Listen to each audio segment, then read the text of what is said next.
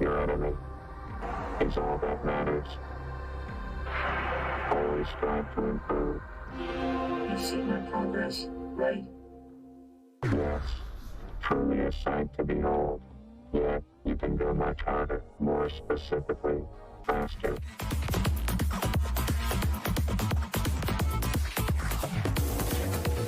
Better. Stronger. Reach absolute perfection. Only then will you be ready to burn them all. You haven't seen more of them, right? No, only saw the target. Excellent. With the curse lifted, our vengeance is finally within reach.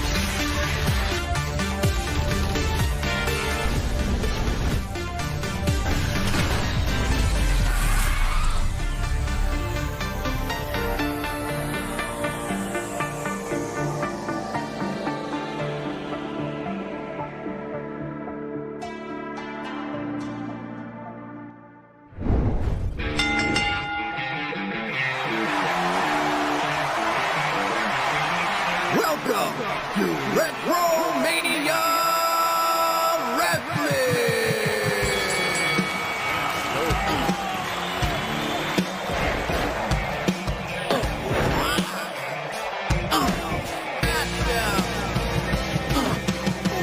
That's gotta hurt!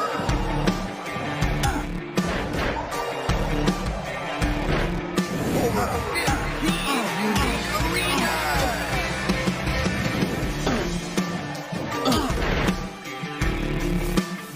So many ways to play.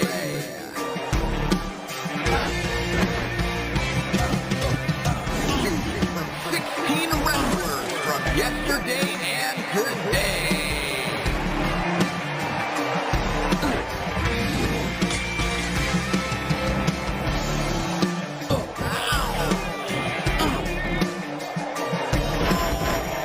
Wow!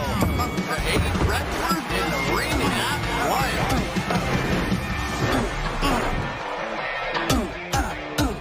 Over 50 possible match types.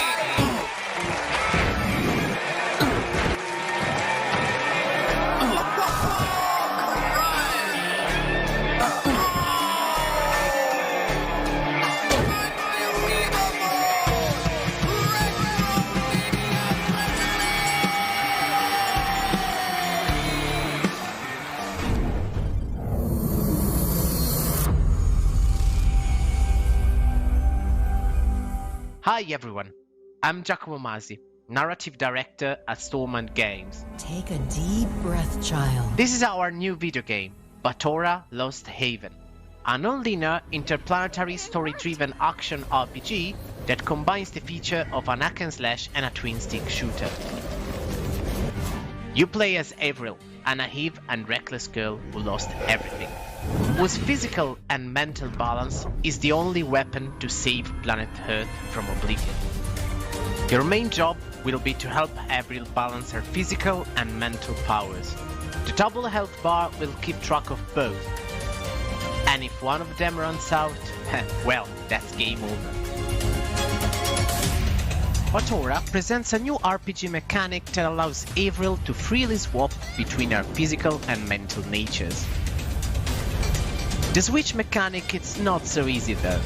It's a classic case of gameplay that's easy to learn and hard to master. And it will challenge both your strategical abilities and your gaming skills.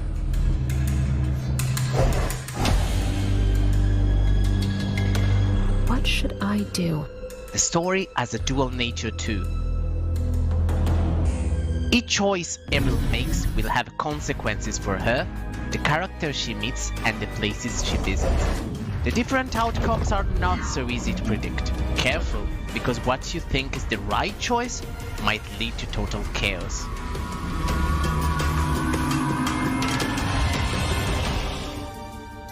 You can choose to adopt a diplomatic and generous approach as a defender, or to act as a conqueror with a more aggressive attitude. Just remember that each of your actions will have consequences. For the visual style in Batora Lost Haven, we took inspiration from the graphic arts of the past, especially Paul Lear's retro sci-fi art of the 1950s and Alphonse Mucha Art Nouveau. We wanted to represent colorful, mesmerizing worlds, each with its own distinctive identity and an intriguing world building. Are you ready to save the Earth from oblivion? Let's do it, Ave. It's time to retake our lost haven. Batora Lost Haven is coming to PC and consoles. Wishlist it right now on Steam. Hi, my name is Arden Weisbrock, and I'm the director on Grime. In this short walkthrough, I will be exploring the Unformed Desert, one of several areas located under the broken sky. Just keep in mind, the game is still a work in progress. We have many improvements planned to fully polish the game by the time of release. As you explore, you will encounter the strange inhabitants of the world scattered about, and through them, piece together the truth behind their existence.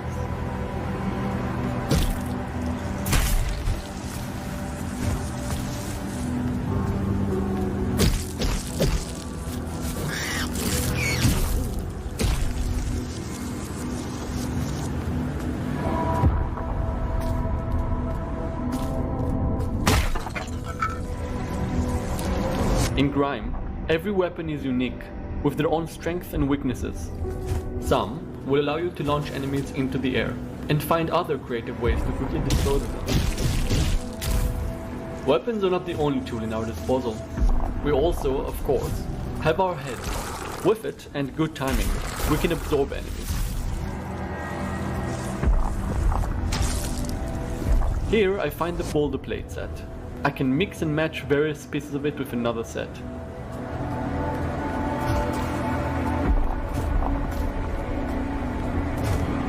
In addition to absorbing, I can also reflect back projectiles, damaging an enemy from a distance.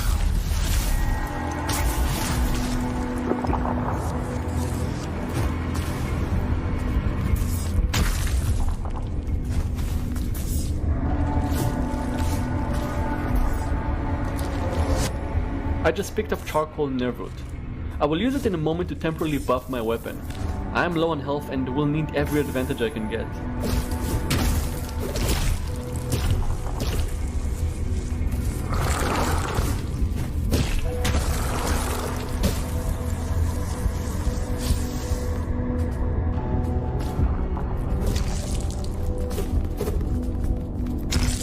Every area has its own beacon, and when activated, They will reveal and track my location on the map.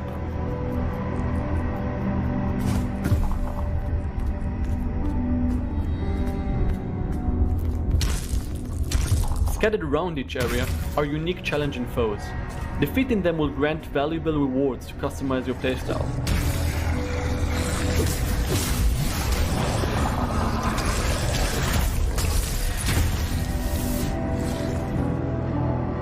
Thank you for watching. If you liked what you saw, please wishlist us on Steam and follow us on social media. See you in the next one.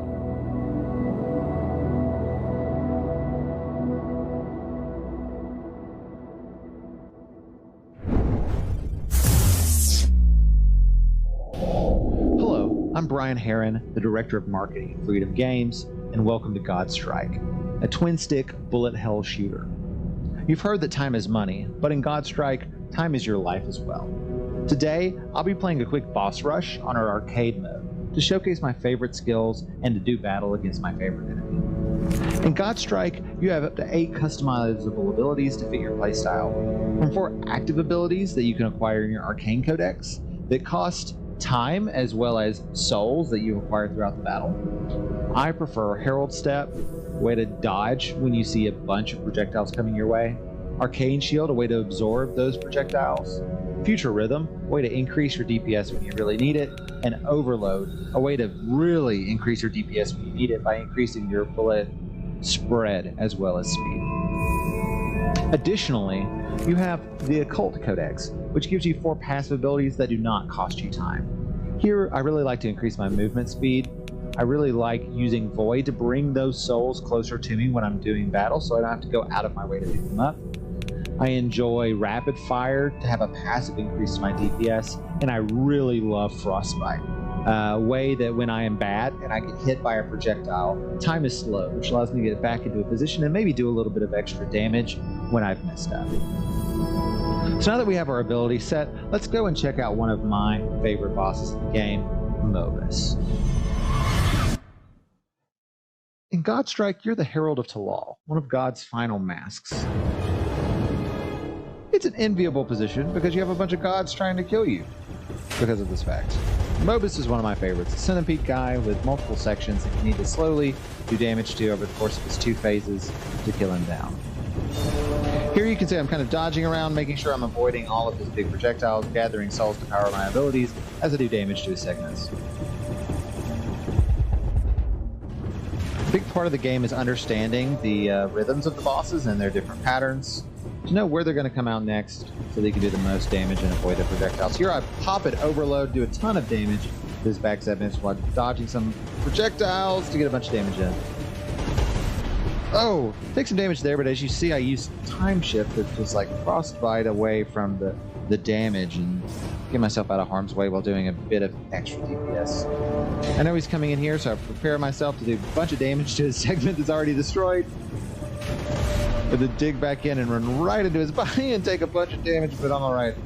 Dodging around. I still have a fair amount of time left. As you see, as I'm taking damage, I'm not losing health on a health bar, but rather I'm losing time to finish the boss battle.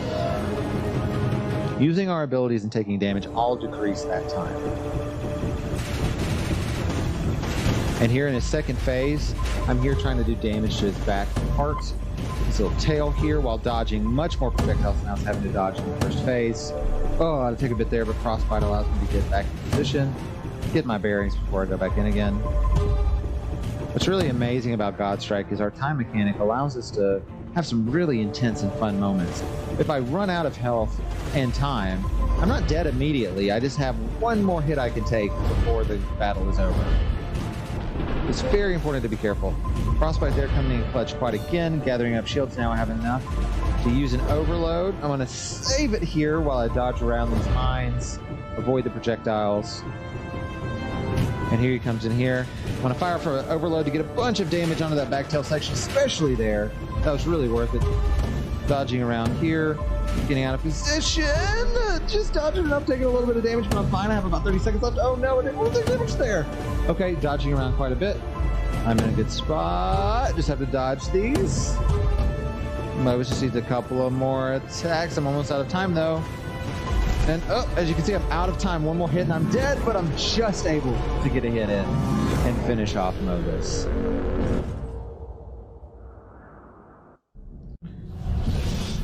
So thank you so much for watching our gameplay demo of Godstrike. Once again, I'm Brian Heron from Freedom Games, and we cannot wait to bring this title to you just next month. Be looking out for us on Steam, and we're really excited to see you in April. And we are back. Wow, the breadth of games that we have in this piece are so dope. The ideas presented with the new gameplay mechanics with Grime and the throwback arcade shenanigans with Retromania get my adrenaline pumping tough. To keep up the momentum, on a different note, we are going to get into some experiential quests and strategic mechanics with the next gold mine of games, so let's get the journey started.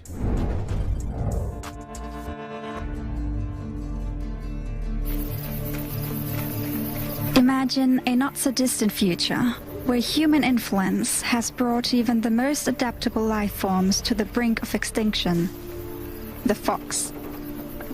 As the last fox on Earth, you're fighting for survival in search of the rare sources of food left in this dying world.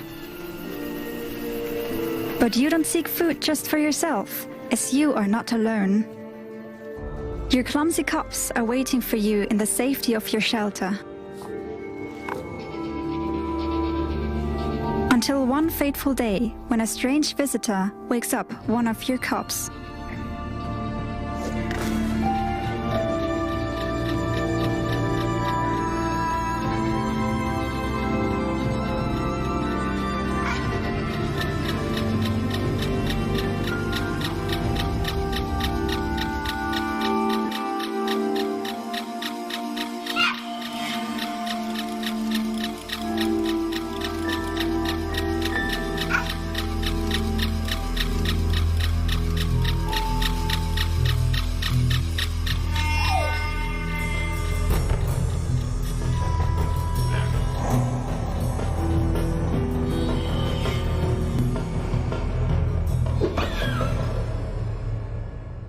The loss of your cub is a heartbreaking moment for your little family, but as long as there's hope, you will try to get it back. This is where your keen sense of smell comes in handy. You can sense the scent of your cub and can even find some traces left behind.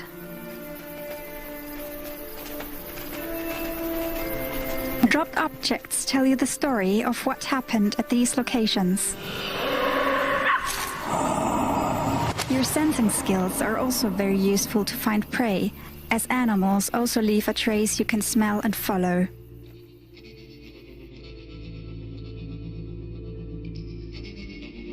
And you will need more food, because your other cubs still need your attention. As they grow up, they leave the shelter and will accompany you on your nightly adventures. They're new to this world, so keep your little ones close and safe. Over time, they will learn essential life skills and can do their part for the survival of the group. Nights are dangerous enough, with perilous traps and other predators threatening your cubs. But during the day, the most dangerous predators of them all start roaming the world. Humans.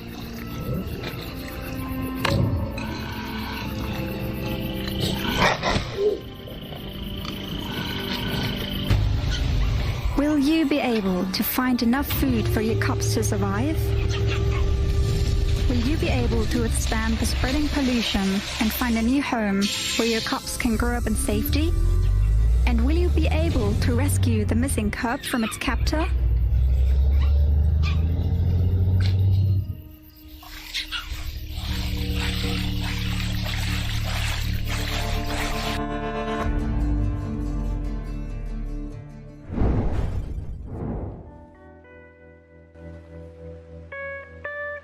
Hi, my name is Vlad from Another Indie, and I'm reading on behalf of the Coffee Addict Studio, the developers of Hazel Sky.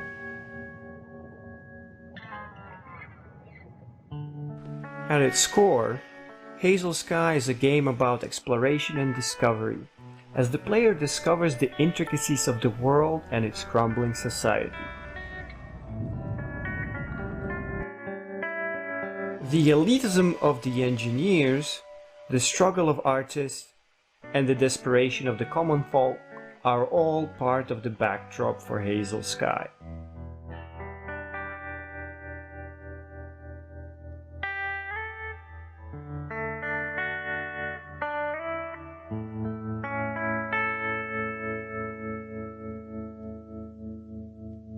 In order to investigate the world, you will first have to navigate it. In Hazel Sky, you can jump, climb, slide, zipline, and swing the game's diverse environment. Each movement system was built to feed into the others, creating a sense of momentum and fluidity when combined.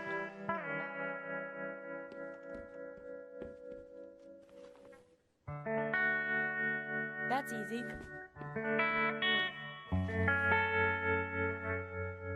Great. Your main task in Hazel Sky is to return to the floating city of Gideon, and to do so, you will need to figure out how to fix and even build parts of the machines you will use to fly ever closer to Gideon. Each machine has unique features and puzzles for the player to uncover.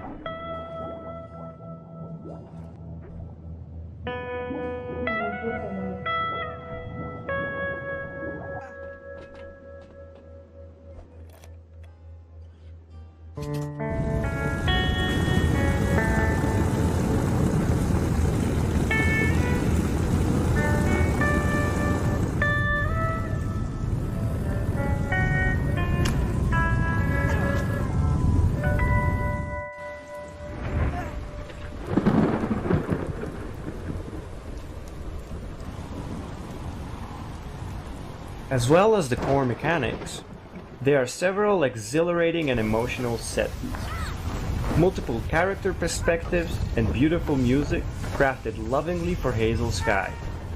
Using our in-game guitar, you can even play to some of these wonderful songs. We cannot wait for you to enjoy the world of Hazel Sky and to lead Shane on his journey.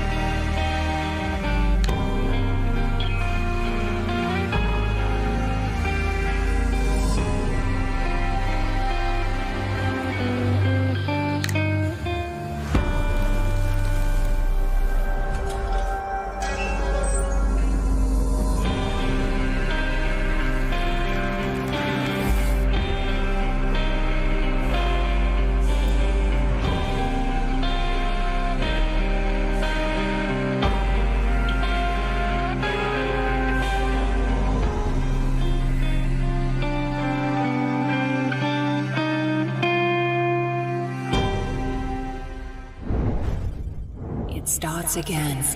Starts again. Wake up, my champion. It starts again. Starts again. Wake up. Wake up, my champion. Go find new companions. Defeat new enemies. Decide their fate. Go and save Gora.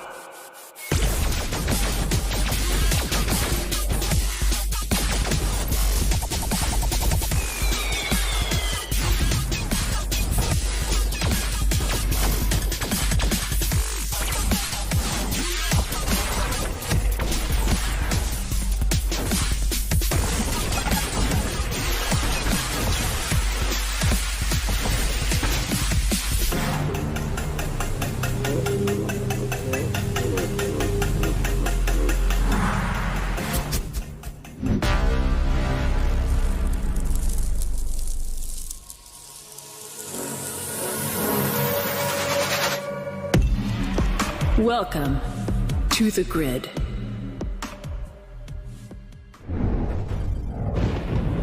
Seems we have another nightmare on our hands. Come on! Step right up! Everything's so sustainable already! Everything is nearly dead! Wake up when you still have the chance! Make your identity! Be who you wanna be! You want but not an E! Come and belong with me! Those games were super dope, and you can wishlist many of them now on our Steam page. Make sure to check them out, wishlist them, show the devs some love, follow them on social media. It definitely will help them out. For our next segment, we delve into some fresh shooters and action titles. These genres have had a resurgence lately due to the studios putting in that work to create a new look and feel to their craft. We're going to be showing off some exclusives and have an interview with Stephen Kick from Night Dive Studios, who stopped by to talk to us about the highly anticipated System Shock. Let's dive in.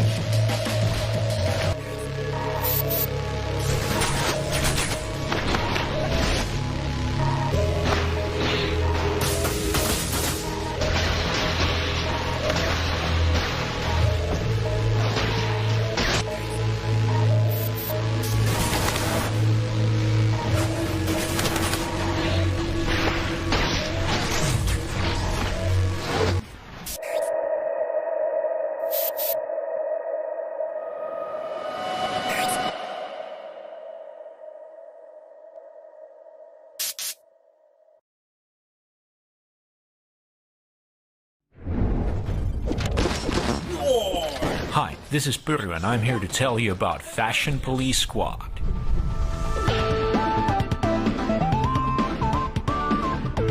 Fashion Police Squad is a humorous retro FPS where you fight against fashion crime by using attire-enhancing weaponry. Your primary weapons include the To Die For Elite, a shotgun designed to deal with color-related fashion felonies, such as the lifeless doll suits, and the blindingly bright neon bros.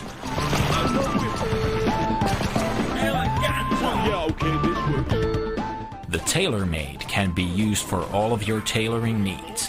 When you find an unfit suit violation in progress, just let your sewing machine gun sing. These firearms, together with the Belt of Justice, are designed to help you transform a variety of fashion criminals into fabulous fashionistas. Weapon switching is a core gameplay element in Fashion Police Squad. Unlike in your everyday first-person shooters, enemies in our game only take damage from a specific weapon or two. In the final version of the game, you will get to juggle between a bigger arsenal of weapons and fight against a larger cast of more absurd fashion criminals. The single-player story campaign will take you through a mix of awesome moments, such as meeting the melodramatic informant known as Deepcoat,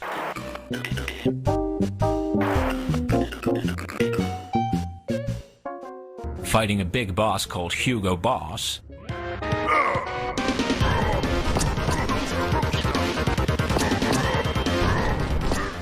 and flying through the air with the Belt of Justice. Once your fab levels are off the charts, it's time to channel the power into a diamond-studded glove and slap some fashion sense into these crooks.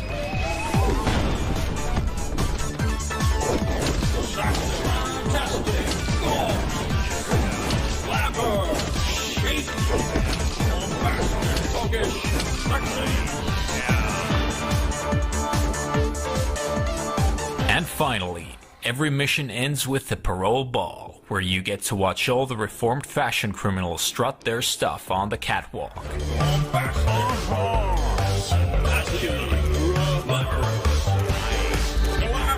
My throat is clear. Thanks. We hope you've enjoyed this glimpse into the world of Fashion Police Squad.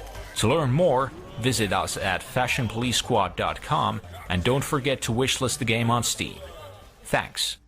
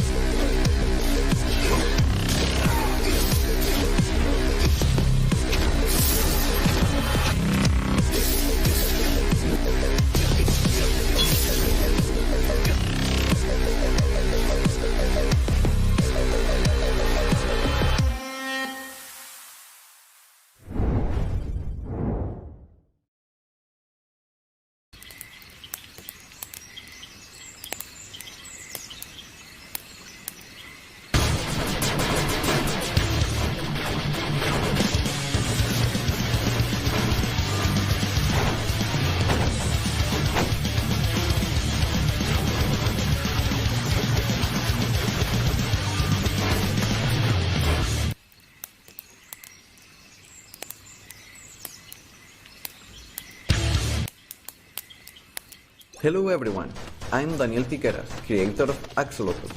Axolotl is a top-down arcade battle arena shooter featuring the cutest amphibian, the Axolotl. Your goal is to defend the pond from enemy invaders to score big, and make sure to use the multipliers if you want the numbers to grow even bigger. And while you do that, make sure to show everyone who's the apex predator around you. The game has a big variety of weapons, so use whatever you get to shoot them down. Make every bullet count. Show them you are the cutest and deadliest animal on this side of the pond.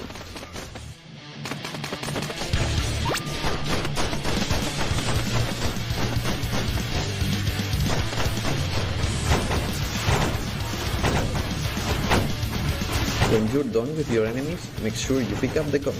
Not only they work as a score multiplier, but you can also use them to unlock new skins. Not only you'll be able to defend the pond, but you'll be able to fight in other arenas. And today, for the first time, as an exclusive for The Mix, we have a sneak peek of the co-op mode. Destruction and chaos is fun, but it can get even better with friends. Gather your allies and release an Axolotl army to the pond. Let's have a look.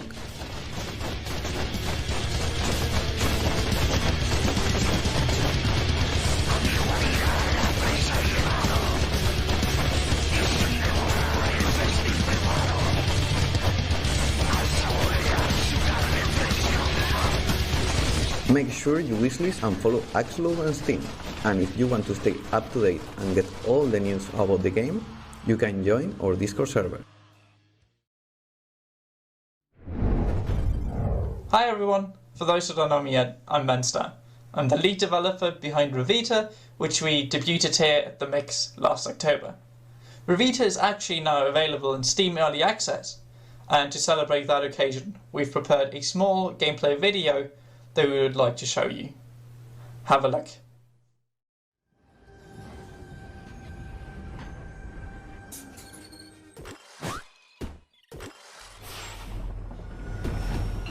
Revita is a fast-paced, hard-sacrificing, twin-stick roguelike platform, which I know that is quite a mouthful, but it is also what sets our game apart from other roguelikes.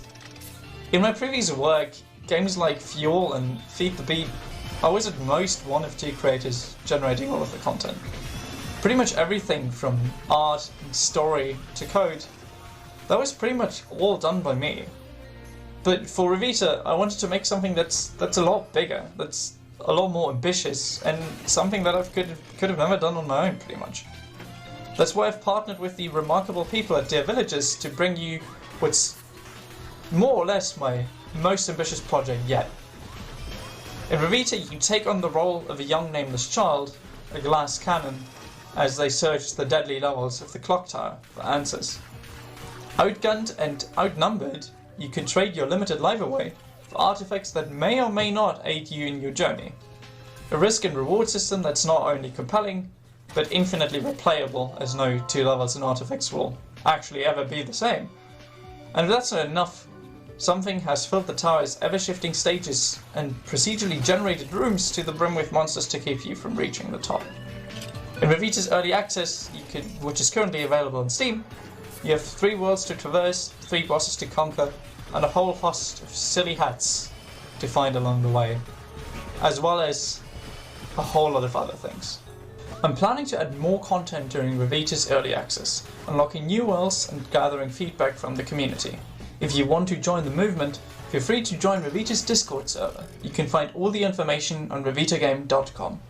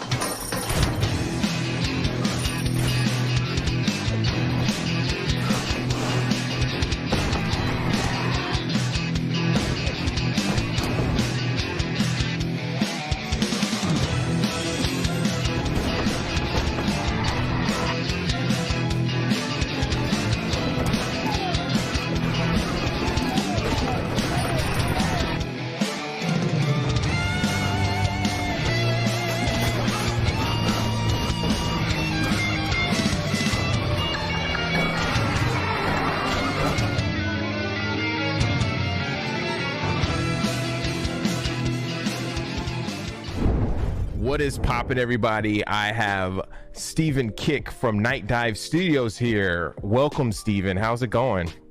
Hey, Justin. It's going really good. Thanks for having me. So, please tell us a bit about yourself and, you know, Night Dive Studios. You guys have been working on some amazing stuff. I've been a fan, as I've talked about a little bit during the Guerrilla Collective. You guys have worked on such amazing, you know, retro PC and console titles. Can you talk a little bit about how you guys got started? Yeah, sure. So originally I was a character artist at Sony Online Entertainment back in 2010 during that time period. And I just kind of hit this creative roadblock and I needed to become re-inspired as to, you know, the reasons why I wanted to join the industry. So I packed up this little 4-door Honda Civic with my girlfriend, who was also a character artist at the time. She's my wife now. I was gonna ask, but I didn't want I feel like, no, that's not the one I ended up with. That's hilarious. Yeah, you know, I should probably detail that. But we drove across the border into Tijuana and basically spent the next 10 to 12 months driving through Mexico and Central America. And during that time, we brought a little Chromebook with us, and I loaded it up with all my favorite classic games like Fallout 2, Grim Fandango, Curse of Monkey Island was one, and then and System Shock 2. And one night, I was trying to play System Shock 2, and I couldn't get it to run. And I went to GOG.com, as was kind of the ritual for getting my old game fixed, and it wasn't available. But what I discovered was that it was the #1 most requested game on the site. So I decided to do some digging and some internet research and use the Wayback Machine to dig through old articles from the 2000s.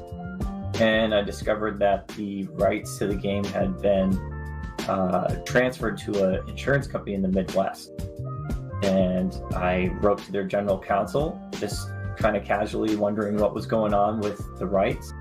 And they wrote me back and asked me if I wanted to do System Shock 3. I mean, at the time I was in the middle of a jungle in Guatemala, so I didn't really have the means to start, you know, a AAA production.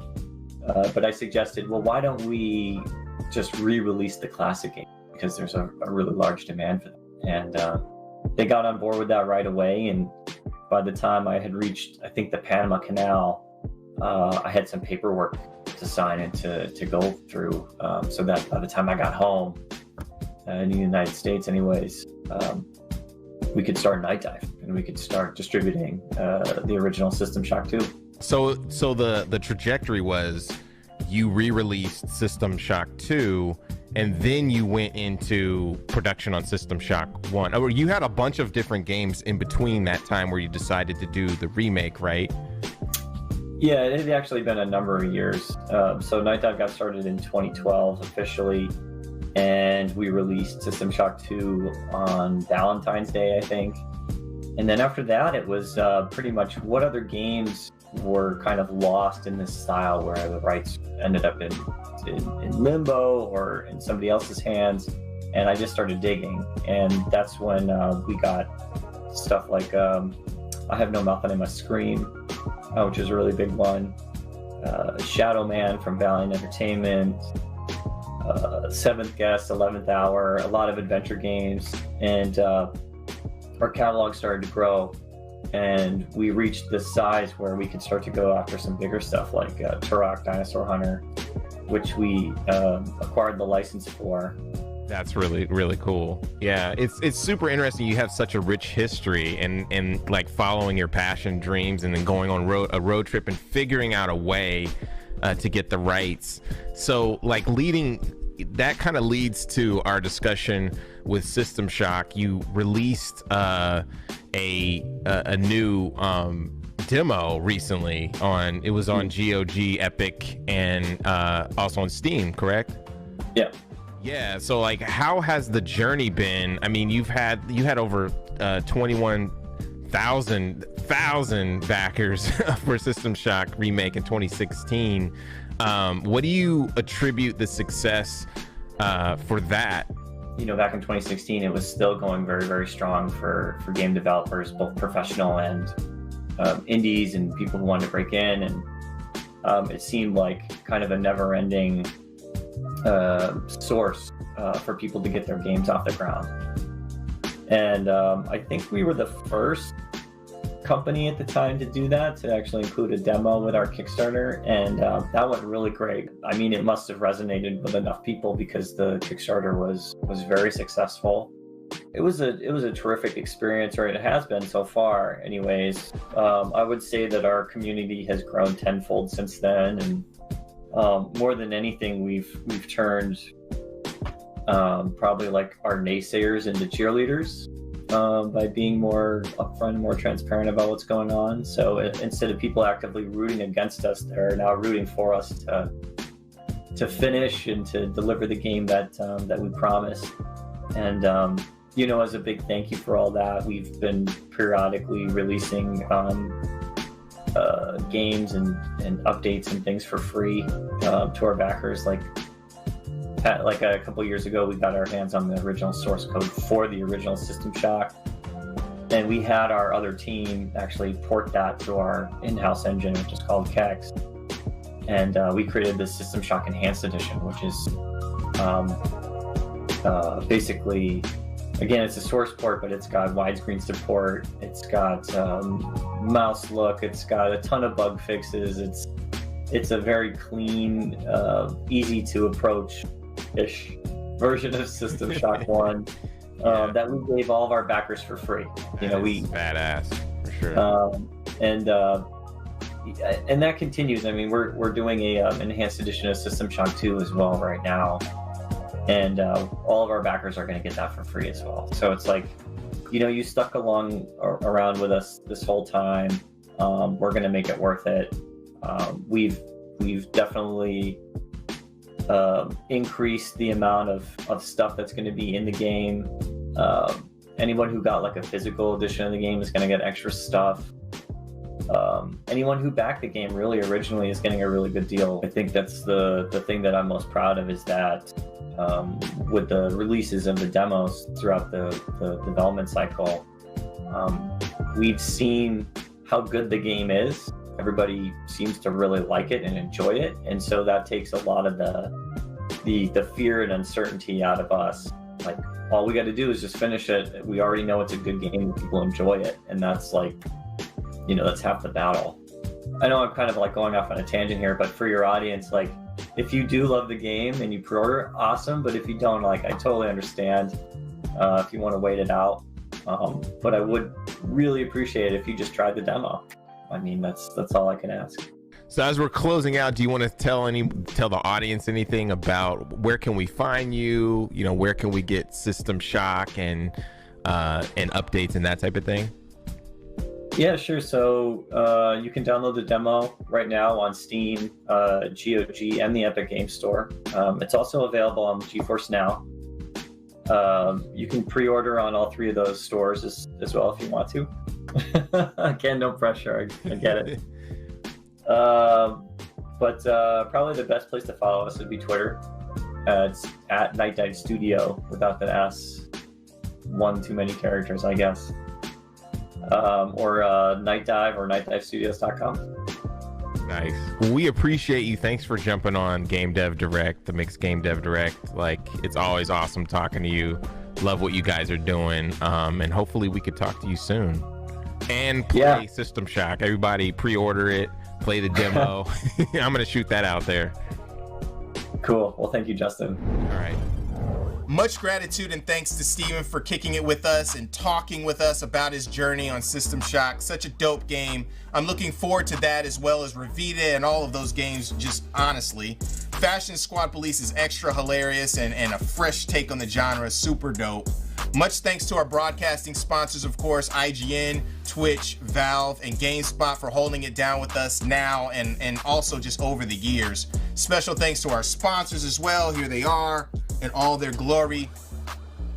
Next up, we have some thought-provoking up-and-coming RPGs, strategy and adventure titles, and we're gonna start with a secret world premiere and a guest appearance from our friend Ian Garner, representing publisher Another Indie. Word, let's keep things poppin'.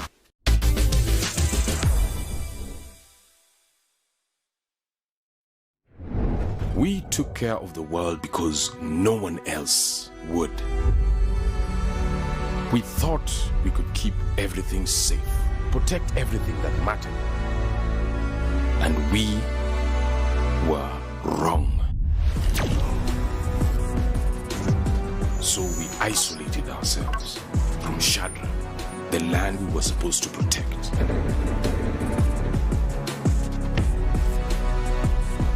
What was the difference between the people on the inside or the outside?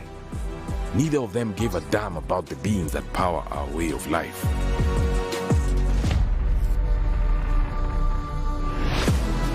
Trespassers are the same, murdering living creatures for a tiny piece of horn.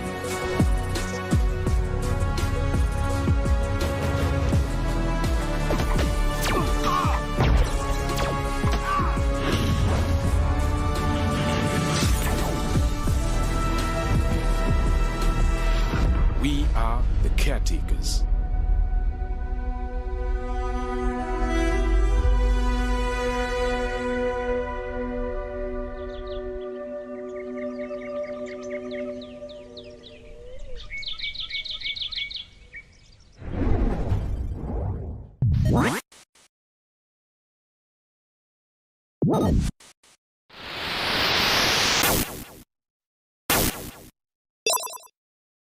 Hello, I'm JJ, Creative Director at Midboss and Director of our upcoming new entry to the Read-Only Memories series, Neurodiver.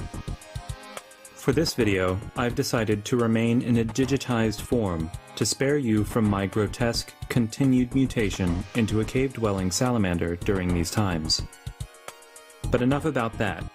We're here to talk about Neurodiver, specifically what we're calling Neurodiver Pilot Memory.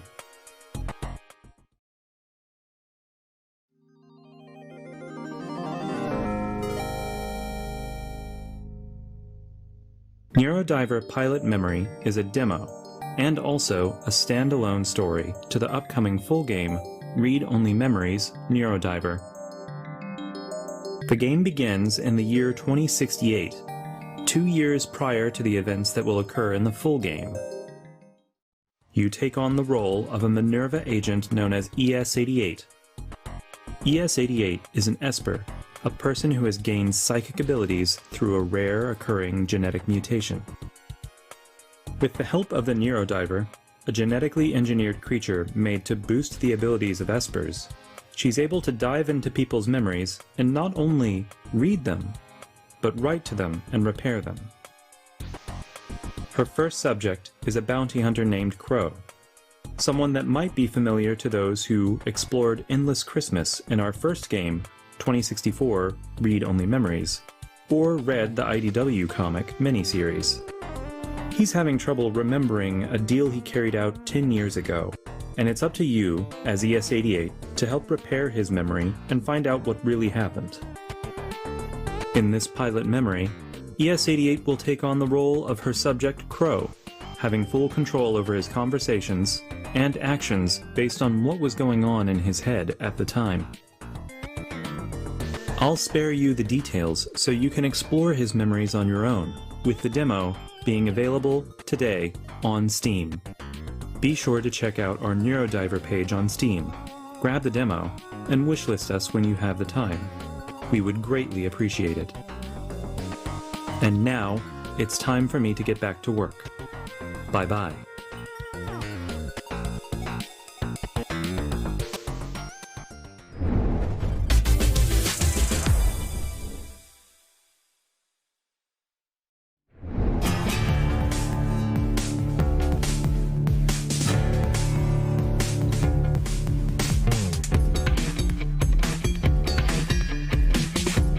Hello everyone and welcome to High Rises, a zombie apocalypse game that plays in an urban environment where the players are stuck on a rooftop on a skyscraper, and their only means of escape is this damaged helicopter, for which we have to gather all kind of parts to repair them. Now we'll start with the onboard electronics, which will require wire and computers and circuitry. We order our guys to start disassembling everything they can find.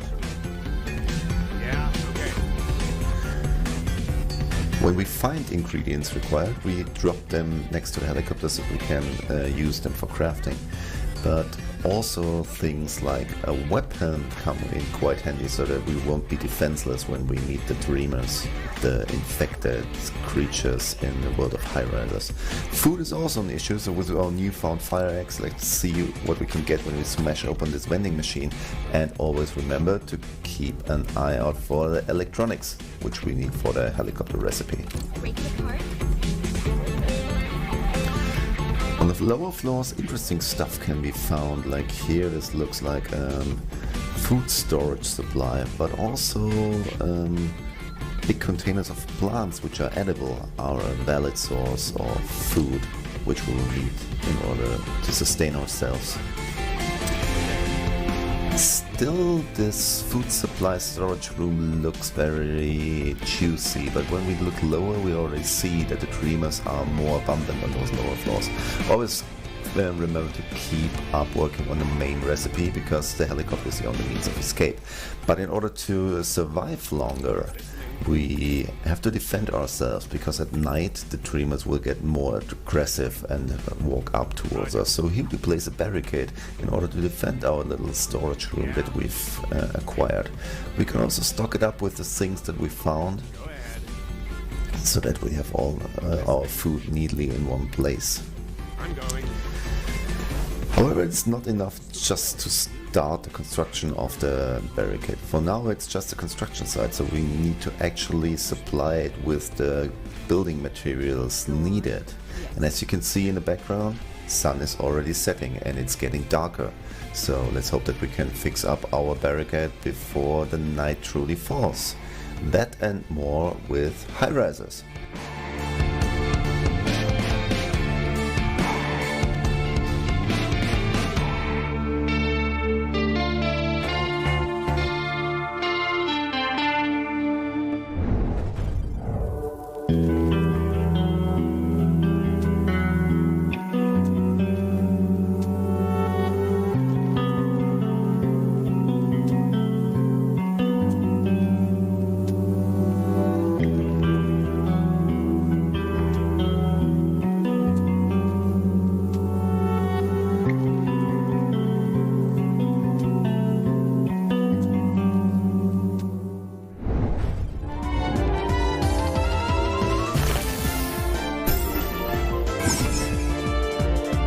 Welcome to the world of Koromon, a technologically progressive world where humans and their Koromon allies live, train, and explore in harmony. You begin your adventure as a fledgling researcher, investigating the mystery of Titan essences. However, a group of shady characters is on the verge of releasing a dark power upon the world. Discover the mysteries of Titan essences before it's too late. Koromon takes a beloved genre and adds in a plethora of features that monster taming fans will love. From tactical battles influenced by our stamina system, unprecedented customization of both your character and your Koromon through our innovative trait and potential system, JRPG-inspired multi-phase Titan battles, to optional difficulty, including randomizers and built-in Nuzlocke modes. We cannot wait to share Koromon with all of you. We will be releasing the game in the summer of 2021. If you can't wait to try it out, you can download the demo now at koromon.com. Shine bright.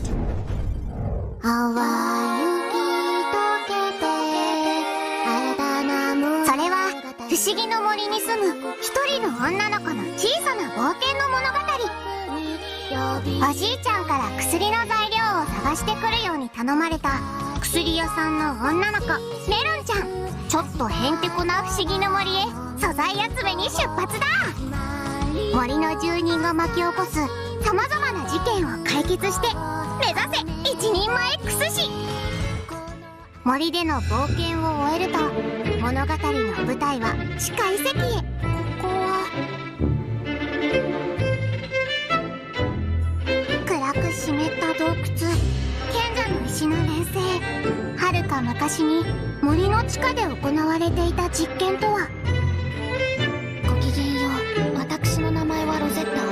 確か私は誰かに仕えていたような気がするのですが、ここからは雰囲気システムがガラリと一変。ゲームはダンジョン探索 RPG に。行方知れずのお母さんを探しダンジョンに挑もう。僕たちならやれるよ。どうしてもお母さんのことが知りたくて。ダンジョン探索 RPG メルヘンフォレスト。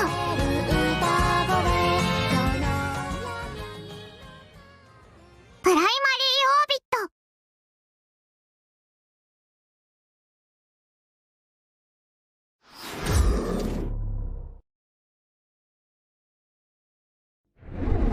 Hi, I'm Matt from SomaSim, here to show you City of Gangsters, our mafia management game releasing later this year. City of Gangsters is a mafia management game. The year is 1920, the start of Prohibition in the USA. With congressional action, alcohol production and distribution becomes illegal overnight. But a new era is dawning, a gilded age for smugglers, black markets, illegal manufacture, and organized crime. And this is where you come in. You're a new arrival in this city at the dawn of Prohibition, with ambitions of striking it big. Behind many of the city's facades, people are building makeshift distilleries, secret loading docks, nighttime speakeasies. Work your way into this network, and the world will be yours. Your task is to create a crime syndicate from nothing and grow it into a well-oiled money machine. You may start off making some hard cider in the basement and selling it to nearby bootleggers, but you've got bigger dreams than that. You envision an empire of speakeasies and alcohol distilleries. To get there, you'll need to invest in production, carefully manage your resource networks, and most importantly, keep the money flowing. But on the black market, social currency matters just as much as the greenback. With cops and feds sniffing around, trust is everything, and personal introductions are worth their weight in gold. You will need to work your connections to find profitable new friends and get people who owe you favors to put in a good word. As your operation grows, you'll meet plenty of other people. You'll meet hooligans who may be a help or a hindrance. You'll meet cops who will want a cut of your profits. And you'll meet other gangs, other ambitious groups who want the same things as you do, money and power. And they will do everything they can to get it. So be prepared for anything, and proceed carefully, because everyone is always observing what you're doing. So go forth, and make your mark on history. Build the grandest, most profitable outfit, and make this city yours. But you only have a few years, because in 1933, alcohol will become legal again, and this heady, roaring era of frothy profits and easy money will come to an end, just like that. City of Gangsters is shipping in the third quarter of 2021. Visit us at cityofgangsters.com for more information.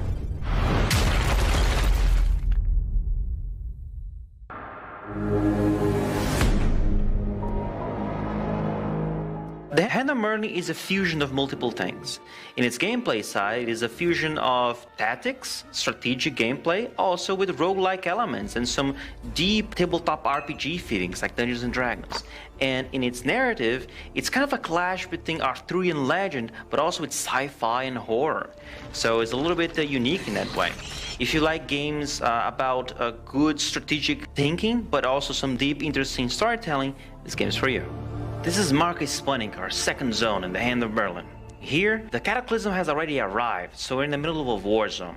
We're gonna meet some interesting characters like the Paladin Roland and try to rally troops to fight alongside us in the Battle of Rendezvous Pass. What you can see here is a world map, where we're gonna see the nodes that we're gonna travel through, each one of them containing a random encounter. You can see there are multiple node types, there are arcanes, there are heroics, there are regulars, and even cities as well.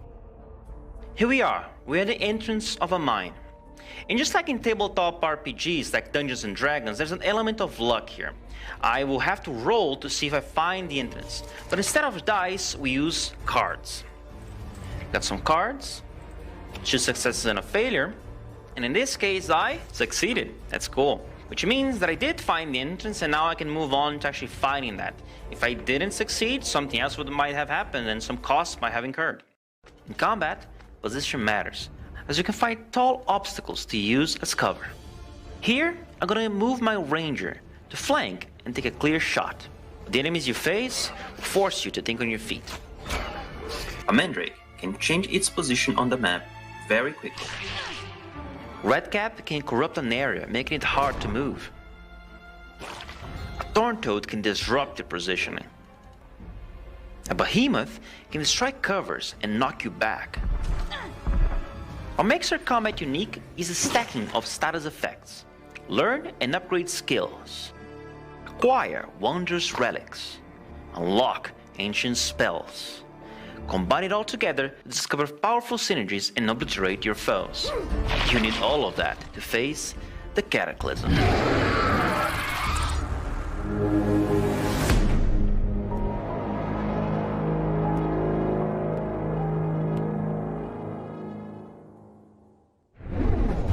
I want to welcome Ian Garner, CEO of Another Indie. How's it going, Ian? Yeah, not bad, not bad. How about yourself? It's good, man. It's good. It's it's been it was a crazy. I was gonna say it is still 2020. There's there's some crazy stuff still going on, but I just want to talk about Another Indie and like your journey. Can you talk a little bit about how you got started as into publishing and such?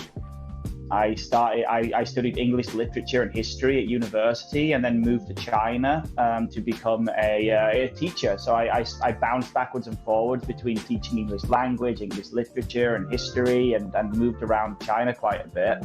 And then I started writing for a video games website, which is now defunct, but it was Games in Asia, which is now Tech in Asia. So those guys are still going, but they're focused more on tech now. So I went to this school to learn Chinese with a gaming slant, and the teacher said, hey, we have another student who wants to do the exact same thing, so do you mind us putting you in a class together and it will reduce the price? Yeah, so me and Adrian met, and he was wanting to open up a video games publisher, and I was working for this website, and we got talking, and there was some real synergy between us, and we started to make some plans and have some ideas, and then he mostly put in money and I put in effort, and we just slowly grew the company, and it worked. So that's how we got started.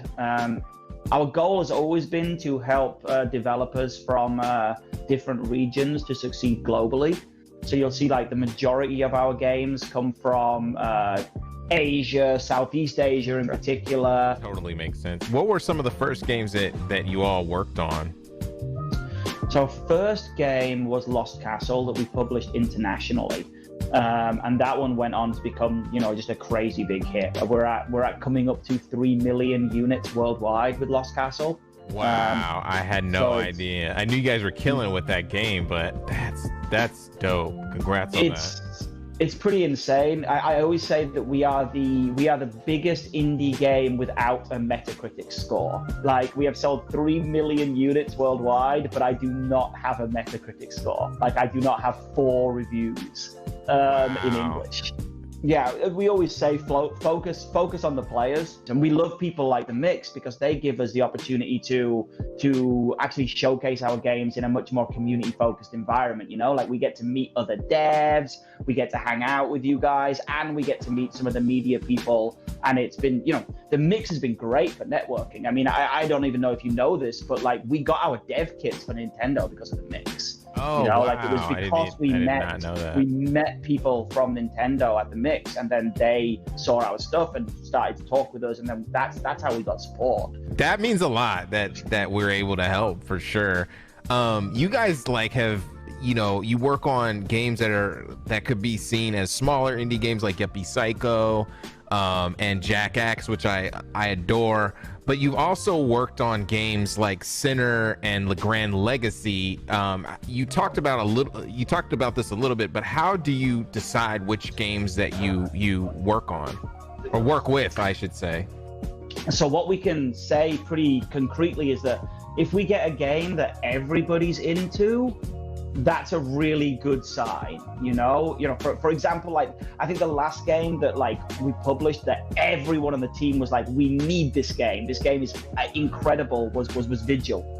You know, everybody was just like, this game is it's so good, you know. And we all played it, and we were all just like, whatever we need to do to get this game, we should do. And Glass Heart were an incredible partner to work with, like just really, really, really good to work with, and like a really exciting developer full of exciting young people who really want to push themselves. So it was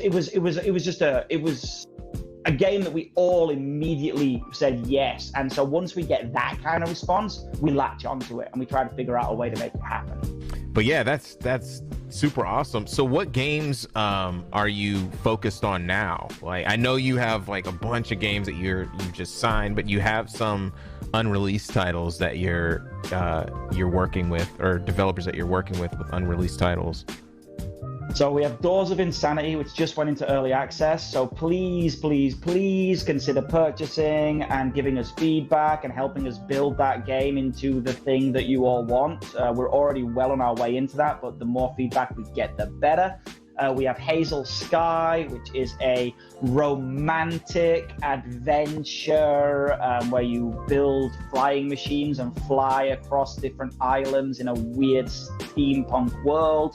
And we have Lamentum, which is a 18th century horror game set in New England, which is like a Resident Evil pixel art Lovecraftian horror game. It's amazing.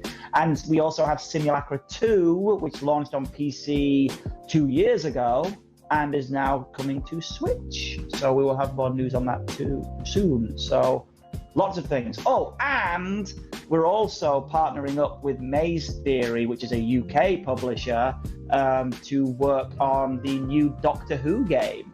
So we're working on Doctor Who: The Lonely Assassins. I am only the publisher in Asian regions, but I want to give them a shout out because it's actually the same developer that made Simulacra. So I'm very good friends with them, and I want to help them make as much money as possible. And Maze Theory have been amazing to work with a small team like us to work with freaking Doctor Who. Like, if I could tell 12-year-old Ian that I was going to be with Doctor Who, 12-year-old Ian would have a heart attack. So that's been absolutely amazing. And if you love the Simulacra series, you're going to love the new Doctor Who game, because it takes so much of what made the Simulacra series great and then just turns the fucking knob up to 20. It's awesome. For sure. So we talked about, you know, what is next. You have some cool stuff down the pipeline. How can we find out about you and your team? So you can follow me on Twitter, which is always appreciated because Vlad's way ahead of me on Twitter followers, and I need to rectify that. So I'm Neon Ian, IAIN, on Twitter. But you can follow us at Another Indie. We are at Another Indie. And we're also on Discord, which is our main communication hub. So that's discord.gg/AI. And that's where you can find out all about all the individual games, join the community, play games, and win a bunch of stuff. Like, we do giveaways all the time. So if you're just looking for some free shit and you want to hang out with gamers, you're very welcome. Like, you don't need to become a puppet in my marketing schemes. If you wish to be a puppet in my marketing schemes, that's also fine. That's dope. Well, thank you so much, Ian, for joining us on the Mix Game Dev Direct. We love you, and yeah, thanks so much. Yeah, thank you very much too, and yeah, I can't wait for the event. Thanks so much, and I really appreciate you making the time for me. Thanks to Another Indie for rocking with us over the years, and Ian for hopping on the interview. It is great to see the new games debuted. Ashwalkers looks fascinating, and We Are Caretakers is an interesting twist in the genre. For our final barrage of games for Game Dev Direct, we're going to leave you with an upbeat vibe of really fun, eccentric games that are a blast. Check them out now.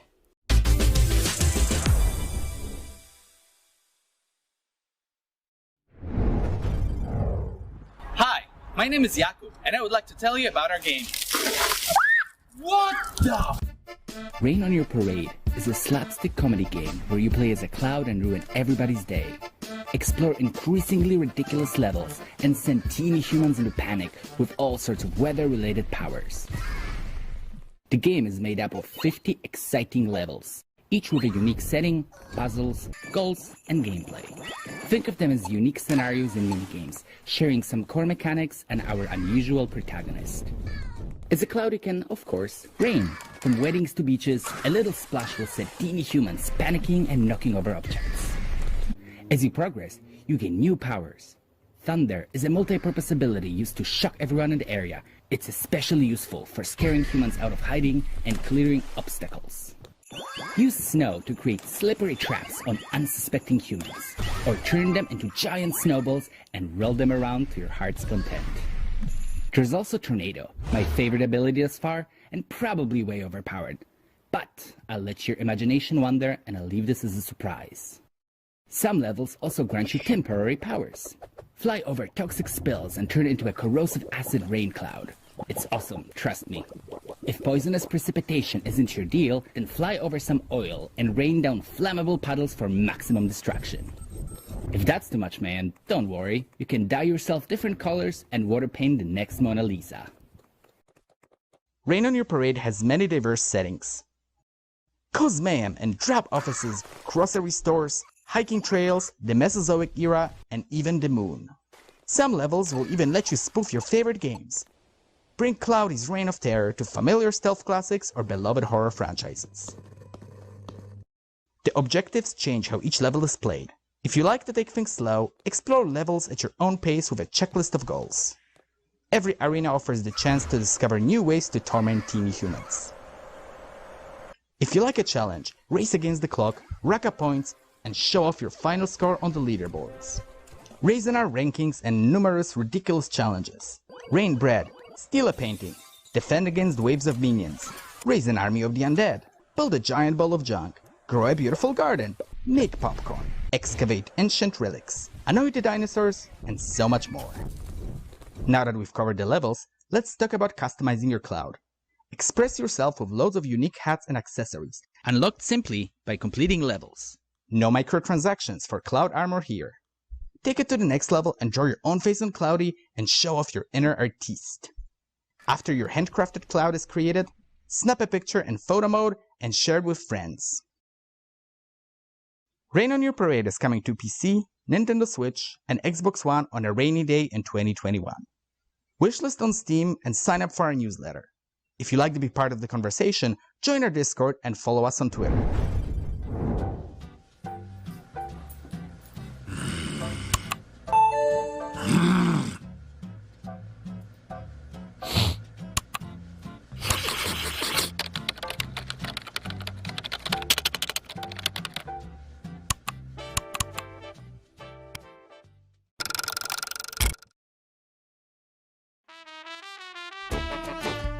Another day. Roll out. How do we get out of here? We gotta cause trouble and beat people up and they kick us out. I peed my pants. Uh-oh, this guy's mad at me, I think. We got kicked out of the retirement home. Freedom! Stay back! I'm gonna tase you, bro. Stay I'm gonna back! tase you. Don't tase me, bro! Come here. It's attached to his head. On fire! You didn't think an angry grandpa was going to come and beat you to death with two massive sausages. Hey, wait, I'm not done with you yet. Get back here. Ah, bees! It's electrocuted myself. Oh, please let go of my balls, sir. I'm sorry. Oh,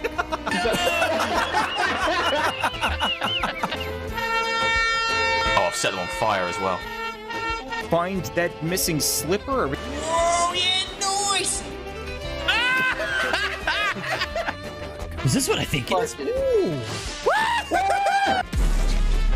Stay away from me! Ow! Happy birthday to me! Nice. I'm missing a slipper. You and E, what? Who? Everything is good. Something's wrong with this guy. Can I have the cake? Yeah! All right. Oh, hell yeah!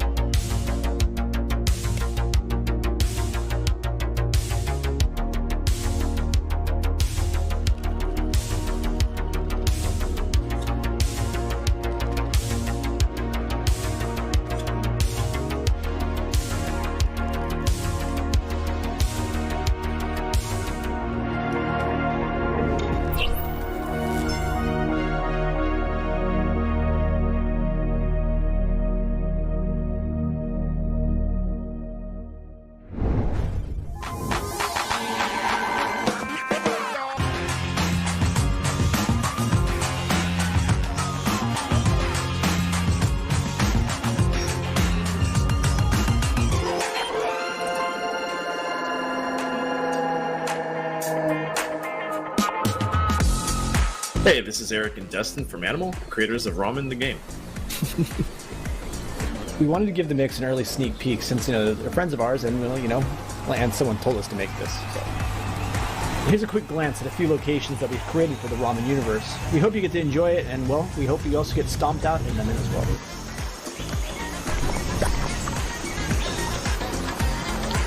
So today we're going to showcase one of our newest game modes, Top Ramen, which is currently a work in progress. But we're going to give you guys a sneak peek on some of the new mechanics and gameplay. And everyone looks like they're fully amped, ready to go. So the main objective of this game mode is to race to the end goal and collect as much lunch money as possible.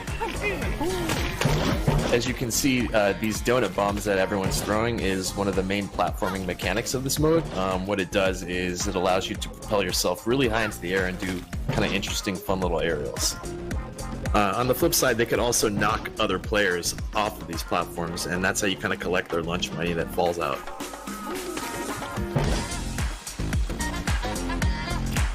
Here's the catapult launching someone really far across the map. It's a fun little new mechanic that we introduced recently. And as you can see, it's pretty easy to knock yourself out as well as other people off the map. Yep, and that results in a lot of lunch money being dropped. So as you race to the top, you definitely want to be one of the first to get to the end goal, as that's where the majority of all the lunch money is spat out. This platform becomes a battleground where people pretty much battle it out for their lunch money, neck to neck. Is that the term, neck to neck? I don't know. Yeah, a lot of the fun, jumpiness, and chaotic explosions culminate at that end zone as players battle for that top spot. Keep this in mind. You might be in first place, but you might drop to 8th real quick, losing all your lunch money. I mean, you really got to be on your game here. Yeah, we wanted to design a comeback mechanic that would allow players to turn the tides by donut blasting their opponents away and stealing a portion of their lunch money. And watch out for other players and play smart.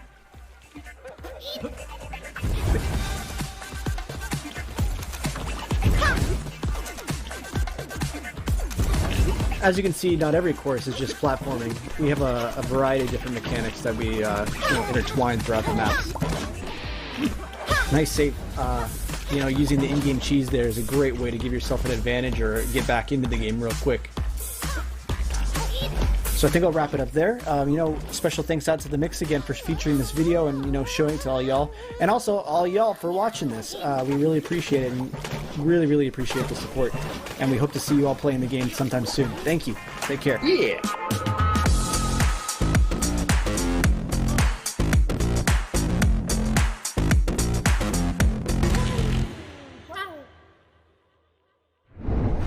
Definitely a fan of interesting games that push the envelope and try something new. Much gratitude for their participation and yours. That wraps up day 2 of the Mix Game Dev Direct Morning Showcase. Stay tuned for Black Voices in Gaming coming up next, where we will be interviewing some extremely talented Black game developers and playing their games. After Black Voice in Gaming, we will be handing off the stream to John Davis, who will be demonstrating some great games from our friends at Bit Summit.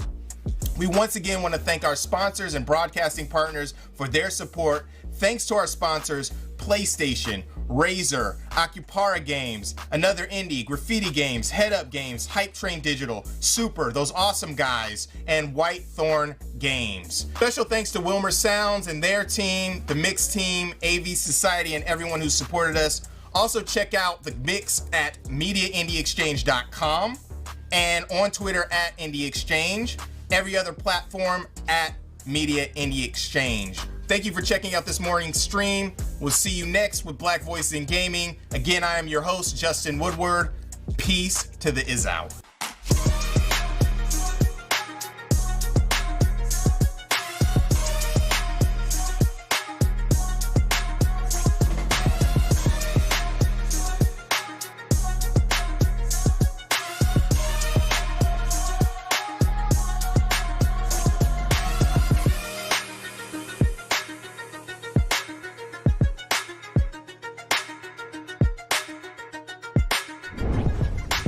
What's up, everyone? Welcome to Japan. Konbanwa. This is John Davis from Bit Summit, Japan's #1 indie gaming show, and you're watching the Mix's Game Dev Direct. Stay tuned for interviews and let's plays with some up-and-coming Japanese indie studios with myself and Jamon, the game enjoyer. Hope you enjoy. Peace.